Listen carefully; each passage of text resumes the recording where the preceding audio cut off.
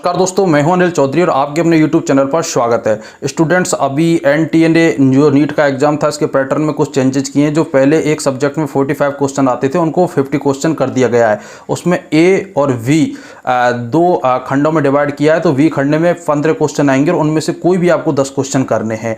ये अपडेट आपको ऑलरेडी पता है, लेकिन मैक्सिमम स्टूडेंटों के डाउट ये आ रहे हैं कि सर 15 में से अगर हम 10 से ज़्यादा क्वेश्चन कर देते हैं तो क्या उसको OMR को कंप्यूटर एक्सेप्ट करेगा, किस प्रकार मार्किंग होगी। अगर हम 15 की जगह जो 15 क्वेश्चन है उनमें से 10 की जगह 11 कर देते हैं, 12 कर देते हैं, 13 कर देते हैं, तो किस प्रकार से कंप्यूटर उसको रीड करेगा। एनटीए पे क्या सॉल्यूशन निकाल के दिया है। तो सबसे ज़्यादा ये दिक्कत आ रही है कि हमें किस प्रकार हो सकता है हम 15 के 15 कर दें, 14 कर दें, 13 कर दें। तो बहुत बड़ा ये इश्यू बना हुआ, तो स्टूडेंट इसके बारे में जानना चाह रहे हैं। तो मैं आपको बता देता हूँ दोस्तों, अभी एनटीए ने एक मेल के माध्यम से बताया है कई लोगों को जिन्होंने पूछा है, तो उन्होंने ये कहा है कि अगर आप 15 में से 12 क्वेश्चन कर देते हैं, 3 छोड़ देते हैं, लेकिन आपको अब कौन से 12 में से कौन से 10 रीड किए जाएंगे।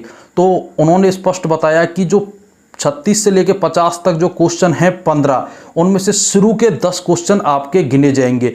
अगर आपने जैसे 15 क्वेश्चन सॉल्व किए हैं तो आपके शुरू के 10 क्वेश्चनों को गिनेंगे, लास्ट के 5 क्वेश्चनों को कंप्यूटर रीड ही नहीं करेगा।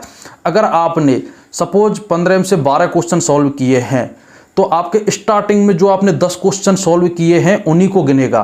तो आपको बस इस बात पे ज़्यादा रिस्क नहीं लेनी और अपना दिमाग ज़्यादा नहीं लगाना कि मैं तो 15 के 15 क्वेश्चन से कर देता हूँ, उनमें से कोई भी 10 होंगे वो रीड कर लिए जाएंगे। ये गलत है। आपको बिल्कुल इस रूल्स को बारीकी से देना और आपको जो 15 में से 10 क्वेश्चन आए वो ही आपको सॉल्व करने हैं।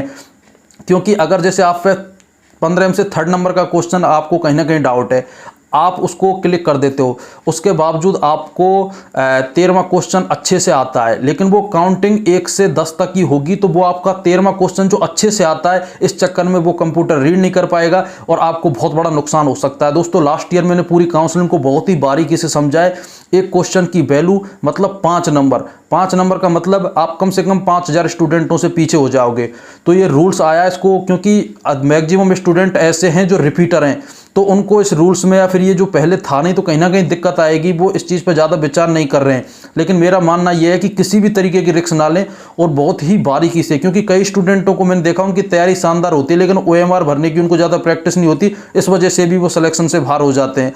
दोस्तों, स्टडी और आपकी तैयारी तो कहीं ना कहीं आपके सिलेक्शन में पूरा योगदान देती है, लेकिन इसके साथ जो छोटी छोटी बारीकियाँ होती हैं, सिली मिस्टेक्स होती हैं, ये भी अपना बहुत बड़ा योगदान निभाती हैं।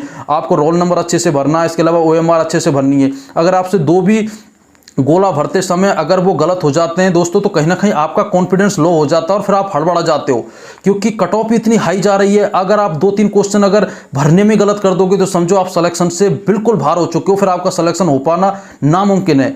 तो ये बहुत माइनर मिस्टेक है, लेकिन दोस्तों सिलेक्शन से आपको किलोमीटरों दूर कर देंगे। तो आपको इन चीज़ों को भी ध्यान रखना। तैयारी के साथ साथ ये चालाकियाँ होती हैं, ये बारीकियाँ होती हैं, जो स्टूडेंट इनका भी फायदा उठाता, तो ये भी कहीं ना कहीं आपको मेडिकल कॉलेज में पहुंचाने में बहुत बड़ा सहयोग करते हैं।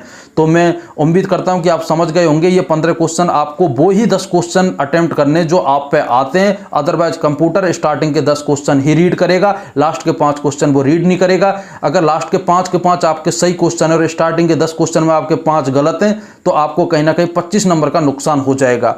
तो दोस्तों, उम्मीद करता हूं आपको सारी बातें समझ में आ गई। जैसे कोई ऑथेंटिक अपडेट आएगी मैं वीडियो के माध्यम से आपके सामने प्रस्तुत करूंगा। आज के लिए इतना ही। जय हिंद, जय भारत।